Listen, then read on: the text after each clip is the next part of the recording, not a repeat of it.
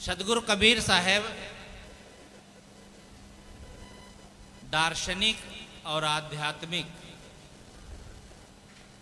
पक्ष के साथ साथ में व्यवहारिक बात भी, जीवन जीने की कला भी बहुत ही सुंदर ढंग से प्रस्तुत करते हैं। कबीर साहब की वाणी में सार्वभौमिकता है।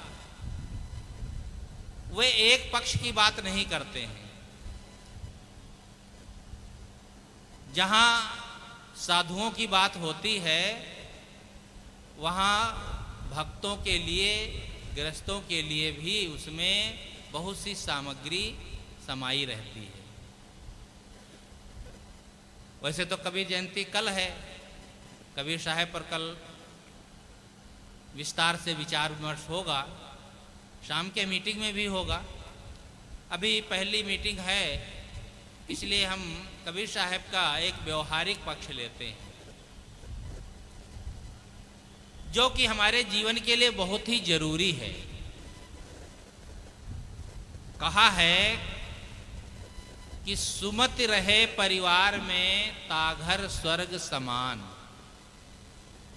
संत सेव गुरु भक्ति कर लेवै मोक्ष महान। एक ही साखी में बहुत सी बातें समाहित हो गई हैं। सुमति रहे परिवार में, यहाँ परिवार केवल गृहस्थों का ही परिवार नहीं है, साधुओं का भी परिवार होता है, उसे संत समाज कहते हैं। नाम केवल बदला होता है, चीज वही है। संत समाज कहें चाहे परिवार कहें, गृहस्थ परिवार, एक ही बात है। व्यवहार सबको एक ढंग से करना पड़ता है। क्या साधुओं में आपस में प्रेम सुमति न हो तो ये सुखी और आनंदमय जीवन जी पाएंगे, शांत जीवन जी पाएंगे? सबके लिए, हर एक व्यक्ति के लिए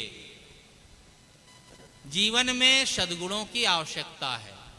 यहाँ साहब जो बात कहते हैं वह हमारे जीवन से बिल्कुल जुड़ी हुई है और सत्संग में इसी बात की चर्चा होती है और इसी का सुधार करने की व्याख्याएं होती हैं।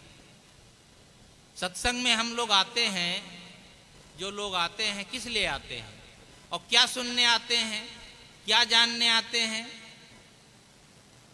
जानना कोई कम नहीं है, बहुत कुछ जानते हैं हम। जीवन में इतना जान लिए हैं, जो जानने में आया है उसको आचरण में करते करते हजारों जन्म बीत सकते हैं। जानने का पैर बहुत आगे हो गया है, केवल करने का जो पैर है वह बहुत पीछे है। यही काम हमको करना है। यहाँ क्या कहते हैं? सुमति, अच्छी बुद्धि।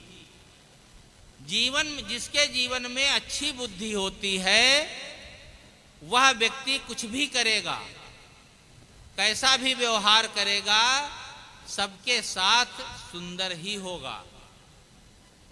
सत्संग में यही सिखाया जाता है, यही बताया जाता है कि अपनी बुद्धि को परिष्कृत करो, अपनी बुद्धि को ठीक करो। समझ सबके पास है, बुद्धि सबके पास है, लेकिन सही दिशा में ले जाने वाली बुद्धि लोगों के पास नहीं है। हमारी दिशा यदि सही है तो मंजिल जल्दी मिलेगी और दिशा उल्टी हो गई तो मंजिल बहुत दूर हो जाएगी। इसलिए बुद्धि को ठीक करने की बहुत जरूरत है। आजकल बुद्धि के खराब होने के कारण, दुर्बुद्धि के कारण आदमी क्या क्या नहीं करता है, कितने दुर्व्यसन करता है, अनाचार करता है, दुराचार करता है, पता नहीं क्या क्या। यदि उसी की बुद्धि ठीक हो जाए तो आदमी महान हो जाता है। रत्नाकर की जब तक दुर्बुद्धि रही तो लोगों को मारता था, मार काट करके और धन ले लेता था। और जब सद्बुद्धि आ गई तो वही व्यक्ति इतना महान हुआ कि वाल्मीकि ऋषि कहलाया, और रामायण जो का प्रथम संस्करण है, यानी वाल्मीकि रामायण जो संस्कृत में है, वह रत्नाकर जो पहले थे वही वाल्मीकि जब कहलाए तो उन्होंने उस ग्रंथ की रचना की। कितनी देखो उसके बुद्धि थी, बुद्धि थी लेकिन उल्टी थी, तो मार काट करता था, और जब बुद्धि सही हो गई तो समाज के लिए बहुत बड़ा एक उपहार दे गए। इसलिए हमको सबको अपनी बुद्धि को ठीक करने के लिए सत्संग सुनने की आवश्यकता है। किसी ने कहा है कि प्रिय बुद्धिमान हित चाहो तो सत्संग में जाना अच्छा है। प्रिय बुद्धिमान हित चाहो तो सत्संग में जाना अच्छा है। यदि स्वास्थ्य गिरे हो यंत्र फेल तो मिस्त्री और वैद्य सुधारेंगे। यदि बिगड़ी बुद्धि तुम्हारी है तो गुरुदेव चिकित्सक अच्छा है। कोई यंत्र खराब हो जाए तो मिस्त्री इंजीनियर ठीक कर सकता है। यदि स्वास्थ्य खराब हो जाए तो डॉक्टर ठीक कर सकता है। लेकिन यदि हमारी बुद्धि सही नहीं है, समझ सही नहीं है, तो उसको ठीक करने के लिए ये संत गुरुजन ही हैं, यही डॉक्टर हैं, यही इंजीनियर हैं। लेकिन हम ऐसे डॉक्टरों के पास जाना नहीं चाहते हैं। देखो ना, यहाँ 500-700 हजार आदमी लगभग हो गया होगा आश्रम में, और यहाँ कितने लोग बैठे हैं। लगता है कि हमको सब आता है, क्या सुनेंगे। बहुत कुछ जान लिए, बहुत कुछ सुन लिए। इसी अहंकार में आदमी सत्संग में न बैठ पाता है, न संतों की विचारवानों की बातों को सुनने का धैर्य रख पाता है, और जीवन वैसा ही बीत जाता है। जानते बहुत कुछ हैं लेकिन आचरण में कुछ भी आया नहीं, तो क्या मतलब होता है। और जब अवसर आता है तो अवसर खो देते हैं, या तो प्रमाद में खो रहे हैं, बैठे बात कर रहे हैं, सो रहे हैं, समय बिता रहे हैं, आए हैं अपना जैसे आए वैसे ही चले जाएंगे, और कहेंगे वहां जाकर के हम तो सत्संग में गए थे, 2 दिन सत्संग सुने। लेकिन क्या सुने, क्या जीवन में अपनाए, यह कोई फर्क नहीं पड़ा। कारण क्या हुआ कि हम अहंकार में पड़े रहे कि हम सब जानते हैं। जानना अलग विषय है, जीवन में उसका आचरण अलग है। इसलिए सद्बुद्धि हमारे जब तक नहीं होगी तब तक जीवन में परिवर्तन नहीं हो सकता है। तो सुमत रहे, अच्छी बुद्धि हो। परिवार में जहां हम रहते हैं, जिन लोगों के बीच में उनसे व्यवहार करते हैं, किसी की समझ कम है, किसी की समझ ज्यादा है, अंतर पड़ सकता है, लेकिन समझ के अनुसार आप सबको एक साथ लेकर के चल सकते हैं। जो आदमी सबकी समझ को जान करके, सबकी बुद्धि को परख करके, सबके व्यवहार को समझ करके और मेल जोल से नहीं चलता है, उसका परिवार ठीक से नहीं चल सकता है। इसलिए सबको साथ लेने के लिए बुद्धि की आवश्यकता है। अहंकार नहीं होना चाहिए कि हम कोई कम थोड़े हैं। समाज है, घर है, परिवार है, उसमें भी सब अपने अपने ढंग से व्यवहार करते हैं। अब कोई परिवार है, 4 लोग हैं, तो कोई खेती का काम करता है, कोई बाहर का काम करता है, कोई कुछ करता है। लेकिन यदि किसी को अहंकार हो जाए, वाह हम कोई छोटे हैं। जब अहंकार हो जाता है और एक दूसरे के प्रति ईर्ष्या द्वेष हो जाता है, तो घर परिवार में टूटन हो जाती है और वो घर परिवार बिगड़ जाता है। एक उदाहरण आप सुने। एक परिवार में 3 भाई थे। तीनों भाई एक में थे, लेकिन काम का बंटवारा अलग अलग था। जो बड़ा भाई था वो घर का मालिक था, तो वो चौपाल में बैठा रहता था और उसे लोग मुखिया मुखिया कहते थे। बड़ा था, घर का मालिक था, इसलिए मुखिया कहते थे। तो वो बैठा रहता था, कोई मेहमान आए, कोई आगंतुक आए तो उसको बात करना, उसको खिलाना पिलाना, व्यवहार ये सब करता था। और दो भाई थे, वे खेती करते थे, कोई जानवर पाले थे वो करते थे। तो दो की शादी हो गई थी। जब छोटे वाले लड़के की भाई की शादी हुई तो जो उसकी बहू आई थोड़ा पढ़ी लिखी थी, तो उसने कहा, देखा कि ये मुखिया जी जो चुपचाप बढ़िया तीनों पाल लगा करके बैठे रहते हैं और बातें करते रहते हैं, न काम न धाम, और हमारे पति और मंझले वाले ये तो देखो दिन भर काम करते रहते हैं, ये तो ठीक नहीं है। उसने सोचा कि हर चीज में बराबर का हिस्सा है तो मुखिया गिरी में भी तो हिस्सा होना चाहिए। तो एक दिन उसने अपने पति से कहा, ये बताओ तो तीनों भाई सगे भाई हो ना? कहा क्यों, इसमें कोई संदेह है क्या? कहा जब तीनों भाई सगे हो तो हर चीज में बराबर का हिस्सा है, खेती में है, हर चीज में है, तो काम में भी बराबर का हिस्सा होना चाहिए। ये मुखिया जी कौन सा काम करते हैं, बैठे रहते हैं? भाइयों ने कहा, देखो वे बड़े हैं, पढ़े लिखे हैं, और कोई आता जाता है तो उससे बातचीत करते हैं और बाहर का काम देखते हैं, तो उसमें क्या गलत है? कहा नहीं, मुखिया अपने भैया से कहो कि देखो हर चीज में बराबर का हिस्सा है तो मुखिया गिरी में भी बराबर का हिस्सा रहेगा, हम लोग भी एक एक दिन मुखिया गिरी करेंगे। अब वो कान भर दिया। अब लोगों ने कहा, हाँ ये छुटकी कहे तो सही रही है कि भाई सब काम में हिस्सा है तो मुखिया गिरी हम भी तो करें। तो कहा भैया, शाम को जब इकट्ठा हुए तो कहा, भैया ऐसा है कि हम लोगों को भी कभी कभी मुखिया गिरी करने का अवसर दीजिए। तो वो समझ गए कि लगता है किसी ने कान भर दिया है। कहा कोई बात नहीं, ठीक है, कल से हम खेत में जाएंगे, काम कराएंगे, कल से तुम लोग मुखिया गिरी करना, बारी बारी से करना। दूसरे दिन सेठ बड़े भाई जो थे, जो पहले मुखिया कहलाते थे, वे चले गए खेत में काम कराने। और यहाँ मंझला वाला जो था, बढ़िया पहना सफ़ेद सफ़ेद कपड़ा, तीनों पाल लगा करके बैठा आराम से कुर्सी पर। कहा आज मैं मुखिया हो गया। मुखिया हो जाने से बनाने से होता है क्या? योग्यता होनी चाहिए। बैठ गया। 1-2 घंटे के बाद दरोगा साहब आए। वो आते ही रहते थे मुखिया से मिलने के लिए। कहा चलो निकलते हैं, जरा मुखिया जी से बात मिल लेते हैं। आए, बैठे, तो जैसे ही वे बैठे तो उन्होंने अपनी टोपी उतारी, तो उन्होंने सिर घुटवा रखा था। अब कोई खत्म हो गया हो या ऐसे ही, तो टोपी जैसे उतारा तो मंझला वाला जो मुखिया बन करके बैठा था और टुकुर टुकुर देख रहा था। तो कहा, तुम्हारे भाई कहाँ गए, मुखिया जी कहाँ गए? कहा तुमको दिखाई नहीं देता है मैं मुखिया नहीं हूं क्या? मैं मुखिया की कुर्सी बैठा हूं, मैं आज मुखिया हूं। कहा कोई इलेक्शन हुआ है क्या तुम लोगों के बीच में? कल वही मुखिया, आज तुम मुखिया हो गए अचानक। कहा देखो दूसरी बात करो, तुम टकर टकर मुझे क्यों देख रहे हो? कहा मैं देख ये रहा हूं, तुमने अपना सिर पूरा मुड़वा दिया, एक बाल चुटिया तक नहीं रखाई, और अगर तुम्हारा कोई गला काटे तो कैसे ले जाएगा, कहाँ पकड़ेगा, किसको पकड़ेगा? अरे कहा ये बेवकूफ आदमी, ये मुखिया बना बैठा है। अब क्या है, वहां गला काटने का कोई प्रसंग था?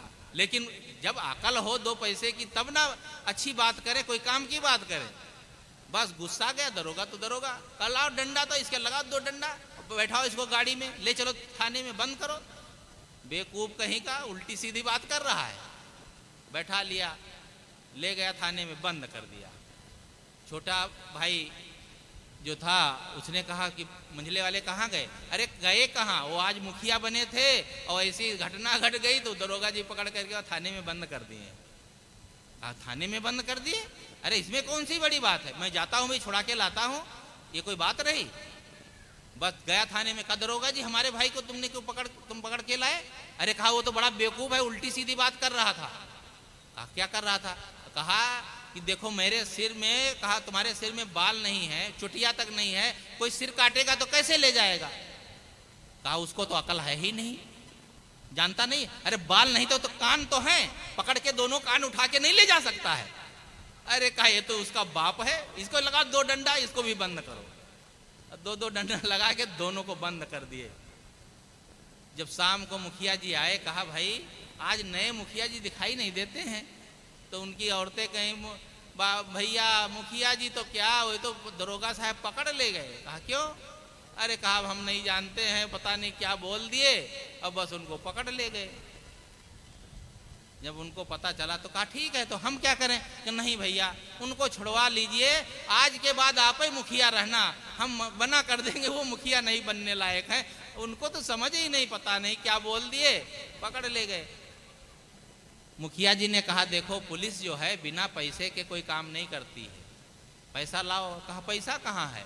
तो कहा ये जो झालर झुमका पहने हो ना, नथनी फतनी जो सोने चांदी की, ये सब उतार करके दे दो, मैं इसको गिरई रख करके पैसा लेके आता हूँ, तब तो इनको छुड़ाने जाऊंगा। तो सारा जो जेवर ओवर था सब उतरवा लिया और अपनी पत्नी को दिया, कहा ये घर में धर के आओ, मैं जाता हूँ। गए थाने में, तो जैसे ही पहुंचे दरोगा जी का, अरे अरे आइए मुखिया जी, आप कहाँ थे? आपके यहाँ गए थे तो दो दुष्ट जो है वहाँ उल्टा सीधा। अरे कहा हमारे घर के ये बैल कैसे पकड़ के आप ले आए? कहा बैल? और कहा ये बैल है कोई, हम ये इनको अकल है? आप इनको कहाँ पकड़ के ले आए दरोगा साहब, इनको छोड़िए। जब बहुत कहे सुन समझाए तब कहा अरे क्या बताए, छोड़ देते हैं। एक उदाहरण कहानी सुना रहा हूँ इसलिए कि बताओ, जब जैसे जिसके समझ जो होती है उसके अनुसार वह काम कर पाता है, योग्यता के अनुसार काम जब आदमी करता है तो वह काम सफल होता है। लेकिन हम भी चौबे बनना चाहते हैं, हम भी सोचते हैं अरे हम कोई कम है क्या? घरों में यही फूट होती है भाई भाई में। एक भाई होशियार है, सब व्यवस्था देखता है, तो दूसरे को ईर्ष्या हो जाती, उसको भाई को नहीं होती तो महिलाओं में हो जाती है, बस घर टूट जाता है। अहंकार नहीं होना चाहिए, हर काम मिल बांट कर करें, लेकिन इसके लिए भी सबसे बड़ी जरूरत है बुद्धि सही हो। आपके पास सही बुद्धि हो तब यह काम होता है, तब घर परिवार चलता है। तो मैं ये कह रहा था सुमति रहे परिवार में, अच्छी बुद्धि होनी चाहिए। बुद्धि अच्छी नहीं होगी तो घर परिवार में हर समय टेंशन बना रहता है। आजकल देखा जाता है परिवारों में कोई भी एक दूसरे की सहना नहीं चाहता है। बड़ा भाई या बड़े पिताजी कोई छोटों से कोई काम बता देता है तो तुरंत जवाब दे देते हैं, क्योंकि वो समझते हैं हम दूसरे की बात क्यों सुने, क्यों माने, कोई हम कम थोड़े हैं। आदमी के अंदर इतनी सहनशीलता हो गई है कि बात बात में जवाब देने की आदत पड़ गई है। कोई जवाब नहीं देते हैं तो चुप हो जाएंगे, वो कहते रहेंगे, एक कान से बात सुनेंगे दूसरे कान से निकाल देंगे। जब ऐसी समझ होगी तो घर परिवार कैसे चलेगा? अच्छी बुद्धि होती है तब आदमी जीवन में उन्नति करता है। इसलिए साहब कहते हैं सुमति होनी चाहिए। रावण के पास बुद्धि कम नहीं थी। कहते हैं चारों वेदों का वो ज्ञाता था, प्रकांड पंडित। यदि तुलना की जाए तो श्री राम से किसी माने में रावण कम नहीं था। श्री राम तो क्षत्रिय थे, रावण ब्राह्मण कुल का था। कुलस्थ का पनाती ब्राह्मण कुल क्षत्रिय से बड़ा माना जाता है कुल के हिसाब से देखा जाए। राम तो एक राजकुमार ही थे, वो तो राजा था, पूरे लंका का राजा था, चारों वेदों का ज्ञाता था। सब कुछ होते हुए बड़ा विद्वान, बड़ी उसके पास सेना, सब कुछ होते हुए राम से क्यों हार गया? क्योंकि सब कुछ तो था उसके पास वैभव, लेकिन सद्बुद्धि नहीं थी। और सद्बुद्धि ना होने के कारण वो अलग विषय है, उसने सीता का हरण क्यों किया, जैसी रामायण में बात लिखी है उसके अनुसार तो लगता है कि रावण ने कोई गलत नहीं किया। भाई रावण की बहन सुपर्णखा का के नाक कान काट लिए लक्ष्मण ने। कोई बहन, कोई लड़की आपके पास आए कहे हम शादी करना चाहते हैं आपसे, तो कहो भाई हम नहीं करेंगे, हमारी शादी हो गई है, या नहीं हो गई तो हम नहीं करेंगे। क्या उसकी नाक कान काट लोगे क्या? भाई कहानी ऐसी लिखी है, सुपर्णखा गई तो लक्ष्मण ने नाक कान काट लिए, तो रावण उसका भाई नाराज नहीं होगा क्या? तुम्हारी बहन का कोई नाक कान काट ले तो तुम्हें गुस्सा नहीं आएगा? तो गुस्सा आया तो उसने सीता का हरण कर लिया। तो वो विषय अलग है। लेकिन यह काम अच्छा नहीं है। ना तो कोई किसी का नाक कान काटना अच्छा है, और किसी स्त्री का अपहरण करना, जबरदस्ती करना, वो भी अच्छा नहीं है। लेकिन जैसी कहानी है, जैसी समाज में प्रचलित बात है, उसके अनुसार रावण को आज भी जलाया जाता है। वैसे तो देखा जाए, वह रावण के तो 10 सिर थे, 10 सिर थे, और वो हर साल जलाया जाता है। और आज एक सिर वाले रावण जो हैं घूमते हैं, वे कभी नहीं जलाए जाते हैं। एक रावण की नजर पड़ी सीता पर, तो वह आज तक अपमानित हुआ। और आजकल के रावण की हर सीता पर नजर है, हर लड़की पर नजर रहती है, कुदृष्टि रहती है, लेकिन ये अपने को रावण नहीं मानते, बड़े सभ्य मानते हैं। यदि कोई गलत दृष्टि रखता है, किसी स्त्री पर कुदृष्टि रखता है, तो वह रावण से कम नहीं है। लेकिन पौराणिक कथाओं में जो लिखा है उसी को बदनाम करते हैं। आज करके लोग बहुत सीना तान करके चलते हैं, चाहे उल्टा करे चाहे सीधा करे। इसलिए जीवन में यदि दुर्बुद्धि आएगी तो एक जन्म नहीं, हजारों हजारों वर्षों तक अपमानित होना पड़ेगा। कैकेयी के दुर्बुद्धि आई और उसने राम को 14 वर्ष का वनवास मांग लिया। दशरथ ने कहा, मैं राम को, भरत को राजगद्दी देने को तैयार हूं, लेकिन राम को वन में मत भेजो। लेकिन कैकेयी नहीं मानी, मंथरा का साथ पड़ गया था ना। दुर्बुद्धि आदमी का, कुसंगी आदमी का यदि साथ पड़ जाए तो हर आदमी की बुद्धि बदल जाती है। कैकेयी नहीं मानी, और आप जानते हैं बेचारे राम भनमन भटकते रहे, साथ में सीता दुखी हो भटकती रही, और उसका परिणाम कितना भयंकर हुआ। रावण चुरा ले गया, वहां लड़ना पड़ा, अरे महा कष्ट उठाना पड़ा। लेकिन वह कैकेयी कितना बदनाम हुई। आज भी कोई भी माता पिता अपनी बेटी का नाम कैकेयी नहीं रखना चाहते हैं। क्यों? कंस कोई नहीं रखना चाहता है, दुर्योधन कोई नहीं रखना चाहता है, रावण अपने बेटे का नाम नहीं रखना चाहता है। क्यों नहीं रखना चाहते?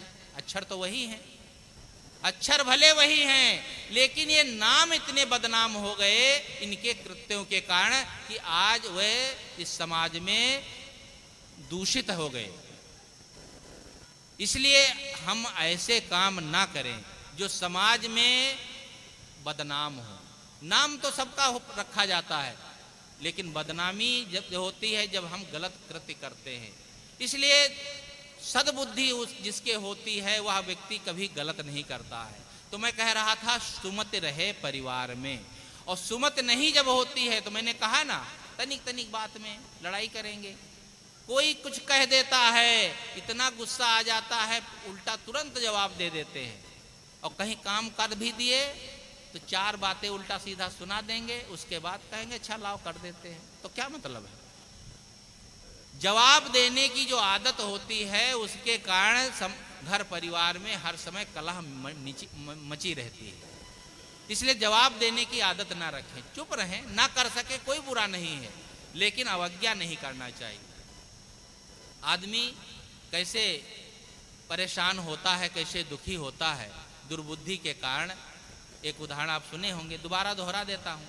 मैं सहज बात आज कह रहा हूँ कि जिससे कि आप लोगों को घर परिवार समाज में उसको अनुभव करने का अवसर मिले।